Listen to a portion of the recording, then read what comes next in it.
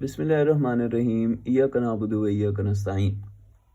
अस्सलाम वालेकुम एस्पायरेंट्स, मैं हूं मौज़ूज़ और आप देख रहे हैं एग्ज़ाम पैन। आज जो हम लोग टॉपिक देखेंगे वो है आर्टिफिशियल इंटेलिजेंस और जॉबलेस फ्यूचर। आप लोगों से मैंने वोटिंग कराई थी अपने ग्रुप में और उसके रिज़ल्ट में सेकंड नंबर पे ये टॉपिक आया था। बट इसे पहले करने की वजह ये है कि ये मेरे क्रैश कोर्स में मेरी बुक में ये पहले से ही मौजूद था। सो आई फेल्ट कि चलो ये आप लोगों को समझा भी देता हूँ। इससे आप लोगों में से बहुत सारे बच्चों को ये सवाल था कि सर आपने क्रैश कोर्स में किस तरीके कार से जो हैं एक्सप्लेन किए हुए हैं एसेस। ठीक है, आपकी बुक तो हमें मिल गई, बुक हमने देख भी ली, बट अब ये हम समझना चाह रहे हैं कि अगर हमारे पास कंप्लीट क्रैश कोर्स आ जाता है तो हम किस तरह एसेस को समझेंगे, तो आपको वो चीज़ भी समझ आएगी। बाकी वो एस्पायरेंट्स जो 2024 के लिए तैयारी कर रहे हैं उनका भी एक बहुत इंपॉर्टेंट ऐसे तैयार हो जाएगा। ठीक है, और उसके अलावा भी जो एस्पायरेंट कभी भी एस्पायर कर रहे हैं सीएसएस को देने का इरादा रखते हैं तो उन्हें भी ऐसे राइटिंग की एक बहुत इंपॉर्टेंट कॉन्सेप्ट, बहुत सारे इंपॉर्टेंट कॉन्सेप्ट्स का भी पता लग जाना है। ठीक है जी, सो फर्स्ट ऑफ ऑल आ जाओ, सबसे पहली चीज़ क्या होती है? डीकंस्ट्रक्शन ऑफ द टॉपिक होती है जी सबसे पहली चीज़। ठीक है अच्छा जी, अब डीकंस्ट्रक्शन करते वक्त देखो हम लोगों का इशू क्या आता है, मैं आपको बताता हूँ। देखो फॉर एग्जांपल, अब ये दोनों टॉपिक्स के एक ही मतलब है, हम लोग इसमें से एक को हटा देते हैं, कंफ्यूज ना होता है आप लोग, एक को परसू करते हैं। जिस वक्त हम लोग ये टॉपिक पढ़ते हैं ना, तो 100% में से 50% बंदों का दिमाग तो हो जाता है जी ब्लैंक कि भाई अब मैं इस टॉपिक पे क्या लिखूं। उन्हें तो समझ ही नहीं आती कि वो क्या लिखें। 50% तो यहां से हो गया जी आउट। बाकी जो 50% रह गया, उस 50% में 40% बंदा क्या करेगा? उसने आर्टिफिशियल इंटेलिजेंस के रिगार्डिंग जो भी पढ़ा हुआ होगा ना, 40% बंदा, इन 40% बंदों ने क्या करना है? आर्टिफिशियल इंटेलिजेंस के मुताबिक अगर उन्होंने टाइप्स पढ़ी हुई हैं, ये एवोल्यूशन पढ़ा हुआ है, ये बेनिफिट्स पढ़े हुए हैं, वो लिखने लग जाएंगे। या फिर इसके ऊपर जो है वो ये लिखने लग जाएंगे कि भाई एग्जामिनर ने हमसे ये पूछ लिया है कि आर्टिफिशियल इंटेलिजेंस जो है किस तरह नौकरियों को खाएगी, या ये नौकरियों को खाएगी। ठीक है, वो इसी डोमेन में सारे ऐसे लिखने की कोशिश करेंगे कि भाई आर्टिफिशियल इंटेलिजेंस जो है वो नौकरियों के लिए किस तरह नुकसानदेह है। बाकी जो बचता 10% है ना, ठीक है, उन 10% लोगों ने, ठीक है, अब ये तकरीबन ये जो 100% में से अगर ये 10% में ले लूँ ना, तो ये वो बंदा है जिसे ऐसे समझ आ जाएगा। अब ऐसे किन लोगों को समझ आता है, डीकंस्ट्रक्शन किन लोगों को आती है, मैं अभी आपको बताता हूँ। देखो वो लोग जो रीडिंग करते हैं, ठीक है ना, रीडिंग के फायदे अभी आपको पता चल जाएंगे। बट आप अगर रीडिंग नहीं भी करते हो, मैं भी आपको तरीक़ाकार बताने लगा हूँ। फॉर एग्जांपल, अगर मैं इस टॉपिक को अटेम्प्ट करूँ, देखो जब भी टॉपिक अटेम्प्ट करो तो two sides of the coin देखो, two sides of a coin. ठीक है, सिर्फ एक रुख को ना देखो। ये कभी भी ना समझो कि एग्जामिनर ने अगर कह दिया आर्टिफिशियल इंटेलिजेंस तो इसका यही मतलब है जी कि एआई किस तरह नौकरियां खाएगी, है एआई नौकरियां खा रही है, या एआई की वजह से फ्यूचर में नौकरियां ही नहीं होंगी। नहीं, एग्जामिनर इस बात पर आपकी राय जानना चाह रहा है, आपका पॉइंट ऑफ व्यू जानना चाह रहा है, आपकी सोच जानना चाह रहा है कि भाई आजकल ये एक बात बड़ी उठी हुई है, आपका इस बात पे क्या कहना है। ठीक है, फॉर एग्जांपल अब मैं हूं, मैं इस चीज पर अपना क्या आर्ग्यूमेंट दूंगा? मेरा आर्ग्यूमेंट ये होगा कि भाई artificial intelligence is eating away traditional jobs या सेवरल ट्रेडिशनल जॉब्स। ठीक है, काफी सारी रिवायती नौकरियों को ये खा रही है, but it is also creating, ठीक है, अब देखना बात को, it is also creating new job opportunities, या it is also creating umpteen new job opportunities. Umpteen का मतलब है अनगिनत, अम्पटीन न्यू जॉब अपॉर्चुनिटीज। ये सिर्फ खा ही नहीं रही भाई, ये अमटीन जॉब अपॉर्चुनिटीज भी पैदा कर रही है। अब मैं आपको अपना थीसिस स्टेटमेंट, अपना स्टांस बता रहा हूँ, ठीक है। लोग कहते हैं जी थीसिस स्टेटमेंट क्या होता है? थीसिस स्टेटमेंट आपका स्टांस होता है भाई, आप क्या कहना चाह रहे हो, आपकी राय क्या है पूरे ऐसे के मुतालिक। देयरफॉर अब ये किसकी जिम्मेदारी है? It is contingent upon global governments, ठीक है। अब ये ग्लोबल गवर्नमेंट्स का मतलब है हर मुल्क की जो अपनी गवर्नमेंट है सारी दुनिया में, global governments to enact far sighted policies, ठीक है। पॉलिसीज के साथ ऐसे ही दिए, far sighted policies, far sighted and result oriented policies, ठीक है। रिजल्ट ओरिएंटेड पॉलिसीज, क्यों भाई ये पॉलिसीज क्यों बनाए? टू कन्वर्ट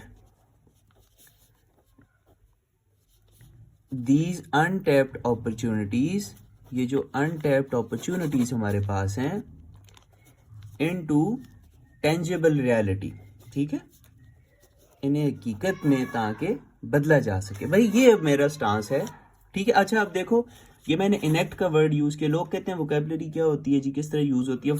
पॉलिसीज के साथ लोग लिख लेते हैं जी मेक पॉलिसीज, गलत नहीं है, बट इसके साथ इनेक्ट का लफ्ज यूज होता है, ठीक है। जिस वक्त आप बुक रीडिंग करते हो, आर्टिकल रीडिंग करते हो, ठीक है, अगर आपके पास गाइडेंस ठीक है, टीचर ठीक है, आपको फिर पता चलता है कि वोकैबुलरी भी जो है वो किस किस्म से यूज की जाती है, किस तरह उठाई जाती है। एग्जामिनर भी जब ये इनेक्ट का वर्ड देखता है, उसे पता चलता है कि भाई बंदे को जॉर्गन्स का पता है, ठीक है, एक टॉपिक है। अच्छा अब ये मेरे पास आ गई थीसिस स्टेटमेंट। अब इस पे मैंने लिखना है अपना कंप्लीट ऐसे। देखो इस थीसिस स्टेटमेंट में मैं दो बातें कर रहा हूँ, ठीक है। इस क्रैश कोर्स में तो देखो मैंने आपको मुख्तलिफ चीज़ें जो है ना, वो ये पीछे पूरी बुक है, हर ऐसे के साथ मैंने आपको ज़ाहिर एक चीज़ तो होती नहीं है ना, आहिस्ता आहिस्ता मैंने आपको तमाम चीज़ें सिखाई हुई हैं, बट एक लेक्चर में मैं कोशिश करूँगा जितना ज़्यादा आपको बता सकूँ बताने की कोशिश करूँगा। अब देखो एक चीज़ तो इसमें यह है इस थीसिस स्टेटमेंट में कि भाई ये नौकरियां खा रही है। दूसरी चीज़ इसमें यह है कि भाई ये नौकरियां पैदा भी कर रही है। तीसरी चीज़ इसमें यह है कि भाई ये जिम्मेदारी किस पर है, कि ये जिम्मेदारी किसकी है, कि भाई ग्लोबल गवर्नमेंट्स की जिम्मेदारी है कि अब पॉलिसीज ऐसी बनाएं कि ये जो अपॉर्चुनिटीज पैदा हो रही हैं इनको किसी फायदे, असली फायदे में कन्वर्ट किया जा सके, ठीक है। अपॉर्चुनिटीज खुद ही तो पैदा होके रिजल्ट नहीं देने लग जाएंगी। अब तो ये हमारा काम है कि अब हम उन अपॉर्चुनिटीज से फायदा उठाएं, ठीक है। ये देखो ऐसे का मैंने पूरा स्ट्रक्चर फॉलो कर लिया। ऐसे का क्या स्ट्रक्चर होता है? इंट्रो होता है कि नहीं होता? ऐसे का स्ट्रक्चर होता है इंट्रो, बॉडी, कंक्लूजन, ठीक है। अब बॉडी में भी देखो तीन चीजें होती हैं, बॉडी में भी होती हैं तीन चीजें। बॉडी में होती है नेक, मेन आर्ग्यूमेंटेशन और सजेशन या वे फॉरवर्ड, ठीक है। सजेशन या वे फॉरवर्ड, मेन आर्ग्यूमेंटेशन और नेक पार्ट, ठीक है। ऊपर आ गया इंट्रोडक्शन, नीचे आ गया कंक्लूजन, इसे कहते हैं बॉडी। देखो जिस वक्त आपको ये पता होता है कि बॉडी क्या चीज है, एक ऐसे को जो है वो किस तरीके कार से डील किया जाता है, इसके पीछे मैकेनिक्स और स्ट्रक्चर क्या होता है, फिर आप इन चीजों को समझते हो। कोई बंदा भी इतना फ्लतून नहीं है कि उसे टॉपिक नजर आए और वो उस पर 2500 वर्ड बना दे, नहीं। बैक ऑफ द माइंड उसके पास एक पूरी स्ट्रेटेजी होती है, ठीक है, उसे तमाम चीजों का पता होता है। अच्छा अब देखो, अब मैंने डिसाइड कर लिया जी कि मेरा स्टांस ये है कि मैंने इस तरफ जाना है कि भाई मैंने सिर्फ ये नहीं कहना कि एआई जो है नौकरियां खा रही है और मैं इस बात को प्रूव करूंगा। मैं ये भी बताऊंगा नौकरियां खा भी रही है, मैं ये भी बताऊंगा नई अपॉर्चुनिटीज भी बन रही हैं, और मैं ये भी बताऊंगा कि भाई अब ये गवर्नमेंट्स का काम है, ठीक है। सजेशन या वे फॉरवर्ड में हमने कोई रिवायती सोल्यूशन नहीं दे देने होते, वो भी हमारे ऐसे कह के अहम हिस्से होते हैं और वो भी हमारे आर्ग्यूमेंट के साथ सिंक्रोनाइज करने चाहिए। हमारी बहुत बड़ी गलती है कि हम समझते हैं जी कि ये तो बस कोई रिवायती सी चीजें होती हैं, आखिर में सजेशन में दे देते हैं। नहीं, आपको अपने सजेशंस को भी अपने आर्ग्यूमेंट के साथ जोड़ के मिक्स करना पड़ता है कि भाई ये जो मैं सजेशन भी दे रहा हूँ ये इसी टॉपिक पे दे रहा हूँ और इन्हीं मसाइल को हल करने के लिए दे रहा हूँ जिस ट्रेन ऑफ थॉट पे मैं चलता हुआ आ रहा हूँ, ठीक है। अच्छा अब देखो ये नेक पार्ट है। नेक पार्ट क्या होता है वो मैंने बड़ा ज़बरदस्त तरीके कार से एक्सप्लेन किया हुआ है अपनी ऐसे क्रैश कोर्स में, उन रिकॉर्डिंग्स में, बट आप जिनको नहीं पता मैं उन्हें बता दूं। देखो नेक पार्ट ये चीज़ होती है ना, फॉर एग्जाम्पल देखो ये इंट्रोडक्शन है, चेहरा, ये नीचे नेक है, ये नीचे पेट शेट है, बॉडी है सारी, ठीक है, फिर उसके नीचे टांगे, कंक्लूजन आ गया, ठीक है। अब देखो नेक पार्ट में ये होता है, कुछ लोग जो है अपनी डेफिनेशंस किसी चीज़ का पूछा होता है, फॉर एग्जांपल आर्टिफिशियल का ही पूछा हुआ है, तो वो डेफिनेशन, टाइप्स, एवोल्यूशन, बैकग्राउंड वो सारा इधर देने लग जाते हैं, इंट्रोडक्शन में नहीं। इन तमाम चीज़ों के लिए देखो नेक पार्ट होता है। नेक किस लिए होता है? आप डायरेक्टली इंट्रोडक्शन से निकल के अगर अपने मेन आर्ग्यूमेंट की तरफ भी चले जाओ, बड़ा अब्रप्ट सा लगता है, ठीक नहीं लगता कि भाई एकदम ही आपको देखो कोई आपसे बंदा उधार भी मांगने आता है, वो पूरी एक तमहीद बनाता है कि भाई ये मुझे मसला है, फिर मेरे पास पैसे थे, ऐसे ऐसे लग गए, अब जो ये सारा मामला है जी, तो फिर वो आपको इस तरह बांधता है, ठीक है। वो आपको अगर डायरेक्टली कह दे जी मुझे भाई 15,000 रुपये का उधार दे दो, ये 2 लाख का, ये लाख का, ये 500 का, आप कह दो कि नहीं यार मेरे तो अपने इस तरह हालात है, नहीं हो सकता। बट वो जिस वक्त वो इतनी लंबी तमहीद बांधता है, फिर आप भी आगे से तमहीद बांधते हो, जी पता है जी ये इस तरह का मसला हो गया और फिर ये हो गया, ठीक है। सो बात का मकसद ये है कि आप डायरेक्टली आर्ग्यूमेंट पे नहीं चले जाते हो, आपको नेक पार्ट में एक तमहीद बांधनी पड़ती है। फॉर एग्जाम्पल आर्टिफिशियल इंटेलिजेंस है ना, देखो मैंने यहाँ पे क्या लिखा है, the rise of AI a technological revolution, ठीक है। कि भाई एग्जामिनर को कैच कर, अगर इधर ही डेमोक्रेसी का होता ना, तो पता है मैं यहाँ पे क्या लिखता, या मैं यहाँ पे लिखता टाइप्स ऑफ डेमोक्रेसी। अगर पाकिस्तान बेस्ड क्वेश्चन होता मैं लिखता current situation of democracy in Pakistan. यहाँ पे अगर होता है जी करप्शन का, तो मैं यहाँ पे लिखता एक्सप्लेनिंग द टर्म करप्शन या what is meant by corruption, ठीक है। टेररिज्म का होता तो फिर मैं आप यहाँ पे लिखता बैकग्राउंड ऑफ टेररिज्म या current situation of terrorism. Pakistan का होता तो पाकिस्तान में, नहीं तो वर्ल्ड वाइड लिख लेता, ठीक है। हर टॉपिक का नेक पार्ट उस टॉपिक के लिहाज से होता है। कभी कभी फॉर एग्जांपल देखो इस तरह का क्वेश्चन आ जाता है, human development and sustainable economy या सस्टेनेबल प्रॉस्पेरिटी, ठीक है। तो आप एक्सप्लेन करते हो कि भाई ये सस्टेनेबल इकोनॉमी, आप फिर क्या कहते हो, explaining the term sustainable economy, ये क्या चीज़ होती है, ठीक है। कुछ चीज़ें सिर्फ कभी कभी आ जाती हैं जो एक्सप्लेन करने की ज़रूरत पड़ती है कि हाँ भाई मुझे पता है आर्टिफिशियल इंटेलिजेंस किसको कहते हैं, ये सस्टेनेबल डेवलपमेंट आपने कहा वो किसको कहते हैं, ठीक है। नेक्स्ट पार्ट में आप इस किस्म के काम करते हो, ठीक है। बाकी अपने ये सारे क्रैश कोर्स में मैंने जो है बड़ा विद एग्जांपल्स जो है ये सारी चीज़ें प्रूफ की हुई हैं, कोड्स किस तरह यूज़ करनी है, हर एक चीज़ प्रॉपरली एक्सप्लेन की हुई है।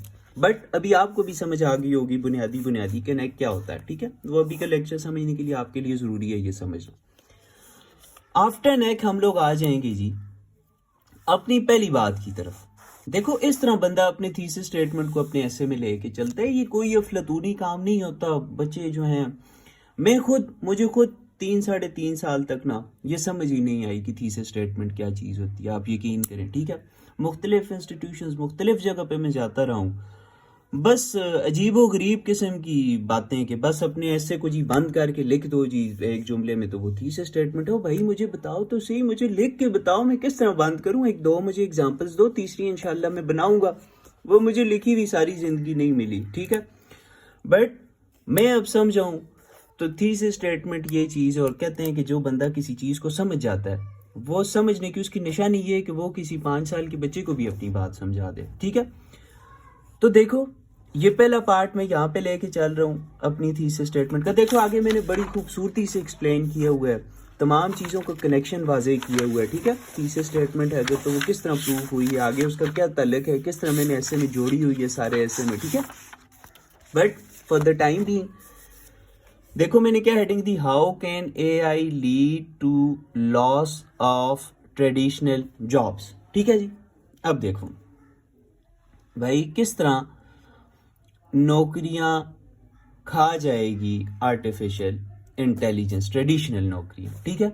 अब बच्चों को मसला ये होता है कि सर हमें तो फ्रेजेस बनानी नहीं आती, फ्रेजेस बड़ी मुश्किल है। देखो फ्रेजेस मैंने किस तरह बनाई हुई है, ऑटोमेशन रिप्लेसेस मैन्युफैक्चरिंग टास्क्स। ये जो फैक्ट्रियों में जो देखो मैन्युफैक्चरिंग के काम होते हैं, कार असेंबली होती है, जो मुख्तलिफ किस्म की, कोई इस्त्रियाँ बना रहे होते हैं, कोई क्या बन रहा होता है। हमारे मुल्क में तो खैर इतना ये वाला ट्रेडिशन है ही नहीं, हमारे मुल्क में तो ये सिखाता है हमारा तालीमी इदारा, पुत्र तुम पढ़ो और कल को तुमने नौकर बनना है। ये तो अंग्रेज का वो निज़ाम था जिसने नीचे से क्लर्क पैदा करने थे, आज तक हम उसी निज़ाम में ऊपर सरमायादार बैठे हुए हैं। बाकी आप चाइना जाओ, सिंगापुर जाओ, वो जो तरक्की याफ्ता मुल्क हैं उनमें आप जाओ, वहाँ पे ये मैन्युफैक्चरिंग टास्क बहुत ज़्यादा हैं, क्योंकि वो लोग जो हैं वो एक्सपोर्ट लेड इकोनॉमीज़ हैं, उन्होंने अपने घरों में छोटे छोटे कारखाने लगाए हुए। ये हमारे लाहौर के लोग जो हैं ये बड़े माशाल्लाह जो हैं अक्लमंद हैं, बड़े जो हैं बाशऊर हैं। इनके घरों में आप देखो छोटे छोटे कारखाने, कोई वाइपर बना रहा है, कोई क्या बना रहा है, कोई क्या काम कर रहा है। सो आर्टिफिशियल इंटेलिजेंस के आने से ये हुआ कि देखो मुख्तलिफ फैक्ट्रीज थी, मुख्तलिफ मुल्क हैं, वहाँ पे उन्होंने ये कारखाने लगाए हुए, वहाँ पे लोगों की नौकरियाँ थी। अब जहाँ पे 50 लोग उनके पास काम करता था, वो एक मशीन लेके आ गए हैं, उन्होंने वो इंस्टॉल कर दी है। वो एक मशीन जो है 50 से ज़्यादा बंदों का काम कर रही है। इस पैराग्राफ में मैं ये चीज़ प्रूव करूंगा। और ये देखो मैंने अपनी फ्रेज में ये बात वाज़ेह कर दी है कि ऑटोमेशन, ऑटोमेटिक मशीन्स क्या कर रही हैं, रिप्लेसेस मैन्युफैक्चरिंग टास्क, मैन्युफैक्चरिंग वाली नौकरियां इन्होंने खाक दी हैं। AI chatbots for customer service and AI driven software for administration. देखो कस्टमर सर्विस, लोग कॉल करते थे जी, पूछते जी डॉक्टर साहब की अपॉइंटमेंट लेनी है जी, तो वहाँ पे एक बंदा बैठा होता था। हमारे मुल्क में तो चलो है, बट हम दुनिया के लेवल पे बात करें, हम लोग दुनिया से भी पीछे हैं। तो अब क्या हो गया है जी, अब AI चैट बोर्ड्स जो हैं वो कस्टमर सर्विस जो है वो प्रोवाइड कर रहे हैं, ठीक है, मेडिकल में या मुख्तलिफ फील्ड्स में, आप खुद समझदार हो, ठीक है। और जितनी देखो रीडिंग इसलिए बंदा करता है, फॉर एग्जाम्पल एक दिन मैं ये पढ़ रहा था जी कि किस तरह जो है कस्टमर सर्विस जो है AI चैट रोबोट्स कर रहे होते हैं। हम कहते हैं जी हमारी रीडिंग वाला तो आता ही नहीं है। देखो डायरेक्टली तुम्हारे लिए नहीं है कि तुमने एक आर्टिकल पढ़ा हुआ है और वो कल उठा के एग्जामिनर ने दे देना है, कतरे कतरे से दरिया बनेगा। अब एक दिन मैंने ये पढ़ा, मुझे पता चल गया जी, अब वो जो मैंने 1000 वर्ड उस पर पढ़े हुए, क्या मैं यहाँ पे 150 या 100 वर्ड्स का अच्छा सा पैराग्राफ नहीं लिख सकूंगा? मेरे माइंड में इतनी सारी चीजें हैं। सिर्फ एक चीज मुझे लिखने से रोकेगी, अगर मुझे लिखने का तरीका नहीं आता और ग्रामर नहीं आती। अगर वो आती है फिर तो मैं आराम से लिख सकूंगा, ठीक है।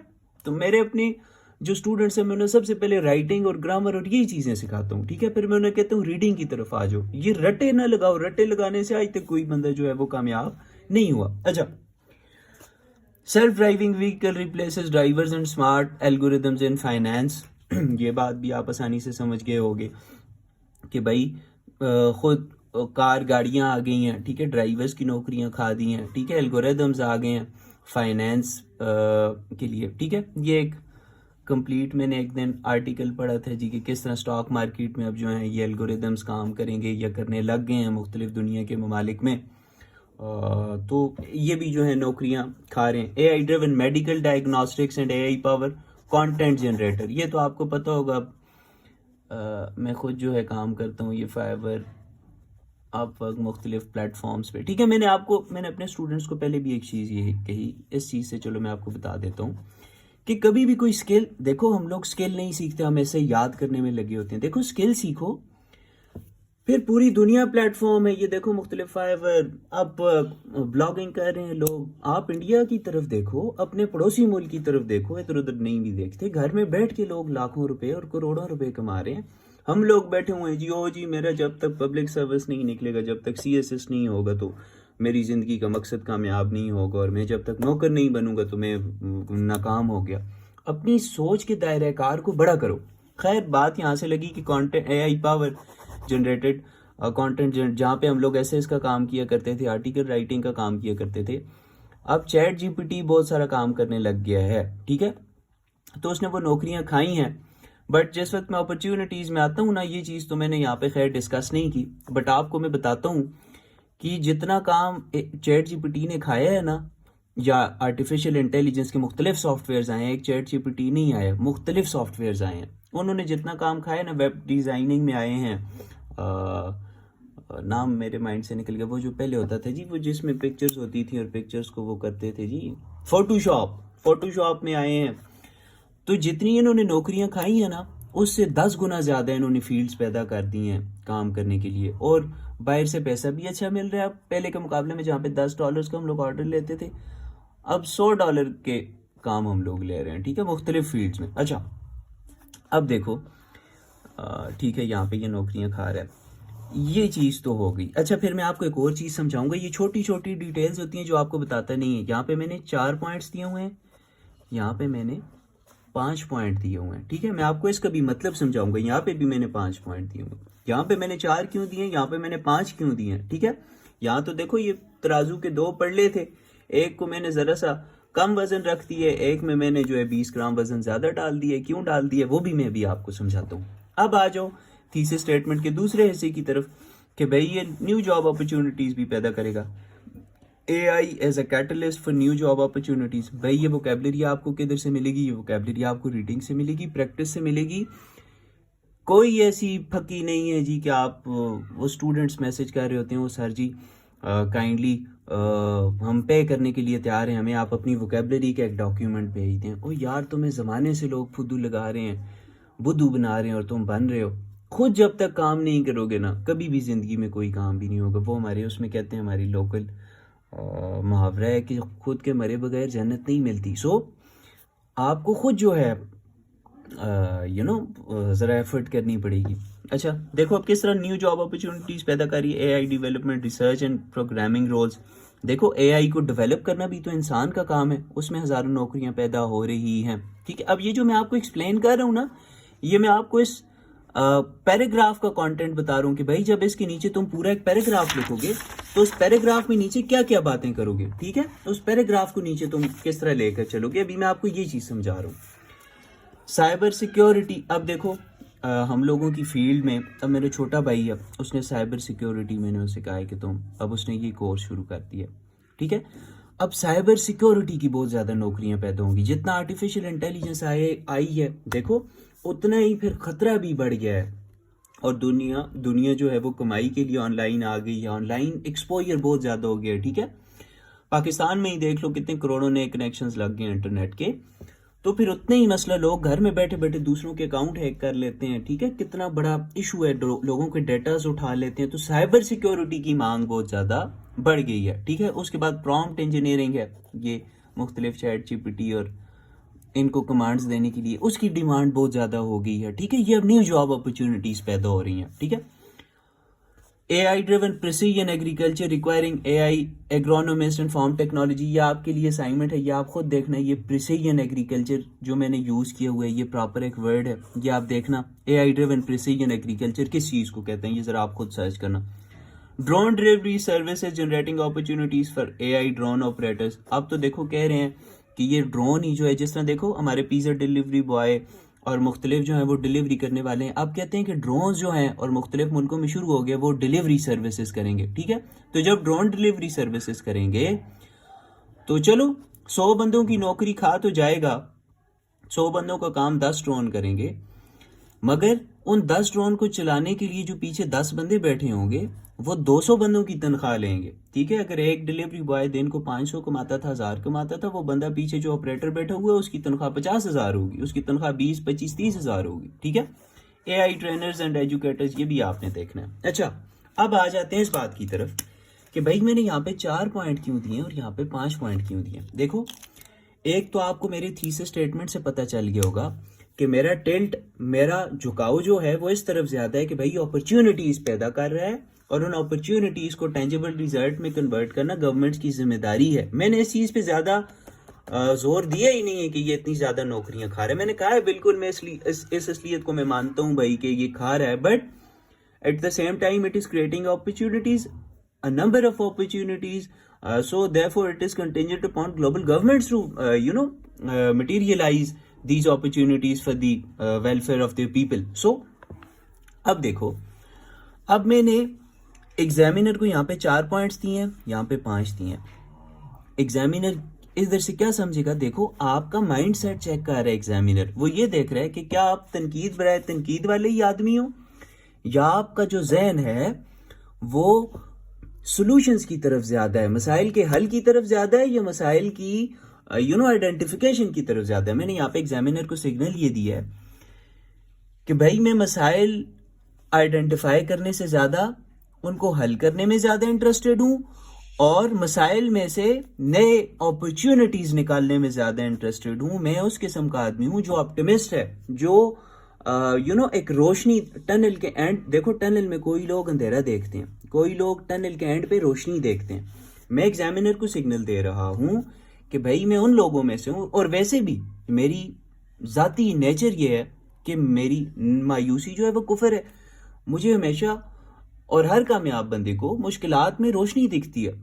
तो एग्जामिनर भी वहां पे उसी बंदे को तलाश कर रहा है जिसे eight the end of the tunnel light नजर आ रही है। तो यहाँ पे मैंने एक सॉफ्ट सिग्नल एग्जामिनर के सबकॉन्शियस माइंड को दे दिया। ये चीज मैंने एक बिल्डिंग अ सेकंड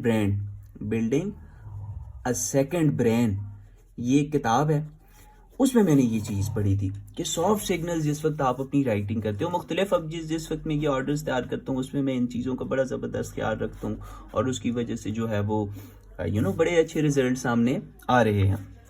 फिर उसके बाद देखो, यही जो मसाइल आपने दिए, ये जो नौकरियां अगले AI खा गई है, ये जो अपॉर्चुनिटीज़ पैदा हो रही हैं, उन्हीं को मर्ज कर दो सोल्यूशन में कि भाई गवर्नमेंट ऐसी क्या पॉलिसीज बनाए। अब मैं अपनी थीसिस स्टेटमेंट के आखिरी ऐसे की तरफ आ गया हूँ कि भाई गवर्नमेंट ऐसी क्या पॉलिसीज बनाए कि ये जो अपॉर्चुनिटीज हैं, अनटैप्ड अपॉर्चुनिटीज हैं, ये टेंजिबल रियलिटी में कन्वर्ट हो जाएं। ठीक है जी, तो वो स्किल दे। मेरे ख्याल से डिग्रीज अब फजूल हो गई हैं, 4-4, 5-5 साल की डिग्रीज जो हैं वो फजूल हो गई हैं। अब तो देखो 2-2, 4-4 महीने के कोर्सेज लोग कर रहे हैं और अपने लिए लाखों रुपए कमा रहे हैं। प्रमोट लाइफ लॉन्ग लर्निंग तो हमारे इधर कॉन्सेप्ट ही नहीं है ना। हम लोग बुक रीडिंग करते हैं, ठीक है, और बस हम लोग शुरू से रटे पे रिलाई करते हैं और at the end of the day रटे पे जा रहे हैं। जबकि दुनिया अब इस तरफ जा रही है कि हमें नई नई स्किल्स सीखनी होगी, पुरानी स्किल्स रोज पुरानी हो रही होंगी, नई नई डिमांड आ रही होगी मार्केट में, हमें पिछली स्किल छोड़ के अगली की तरफ जाना होगा। एम्फेसाइज ह्यूमन सेंट्रिक स्किल्स, ये आपकी असाइनमेंट है, आपने देखने ह्यूमन सेंट्रिक स्किल्स कौन सी होती हैं। इम्प्लीमेंट रिस्पॉन्सिबल AI रेगुलेशंस, इसके ऊपर मैंने एक पूरा आर्टिकल पढ़ा था कि भाई किस तरह AI पे रेगुलेशंस होनी चाहिए वरना ये हमें नुकसान देगी, तो वो मैं यहाँ पे लिख दूंगा। Encourage collaborative AI human work flows, ये भी आपकी असाइनमेंट है, आपने देखना है कि AI और ह्यूमंस की किस तरह कोलेबोरेशन होगी, किस तरह एक जगह काम करेंगे। इस पे भी मैंने एक आर्टिकल्स पढ़ा था, मेरे ख्याल से द इकोनॉमिस्ट का था, पता नहीं किसका था। So that is how you write an ऐसे। और ऐसे राइटिंग एक स्किल है, ये नहीं है कि आप पे CSH या PMS या पब्लिक सर्विस कमीशन की ठप्पा नहीं लगा हुआ, मोहर नहीं लगी हुई तो आप राइटर नहीं है। नहीं, आप रिजल्ट के पीछे ना जाओ, एग्जाम के पीछे ना जाओ, आप स्किल के पीछे जाओ।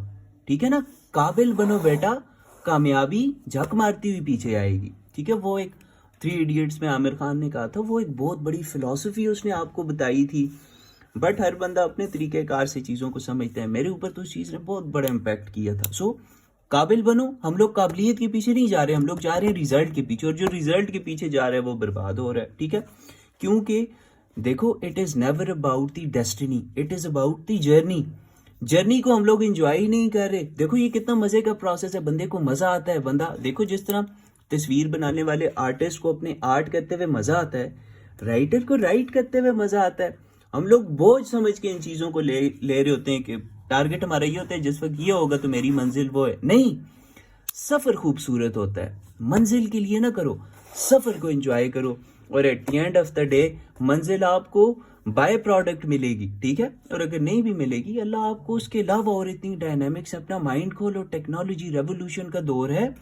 आज के दौर में अगर तुम लोग जो है घर में बैठे हुए और कुछ भी नहीं कमा रहे हो, तो ये तुम्हारी इंतहाई, मैं कहता हूँ कि बेवकूफ़ी है। अब मैं इससे सख्त और क्या वर्ड यूज़ करूँ, खफा हो जाओगे। सो और जिनको ये मेरा क्रैश कोर्स चाहिए, ठीक है, मैं अपना व्हाट्सएप का नंबर और अपने व्हाट्सएप ग्रुप का लिंक जो है वो कमेंट में शेयर कर दूंगा। इंशाल्लाह ये क्रैश कोर्स, अब भले आप नेशनल या इंटरनेशनल राइटर भी हो, मुख्तलिफ प्लेटफॉर्म्स पे काम भी करते हो, तो आपको मज़ा आ जाएगा। आपको पता चलेगा थीसिस स्टेटमेंट क्या होती है, टॉपिक स्टेटमेंट किस तरह बनानी है, डीकंस्ट्रक्शन ऑफ द टॉपिक किस तरह करनी है, कोट्स किस तरह यूज़ करनी है। इसमें तो कोट थी ही नहीं, कोट्स पीछे मैंने यूज़ की हुई हैं। बड़ा एक ज़बरदस्त तरीक़ाकार आपको मैंने स्पेशल गोल्डन रूल सिखाया हुआ है, ठीक है ना जी, कोर्स यूज़ करने का।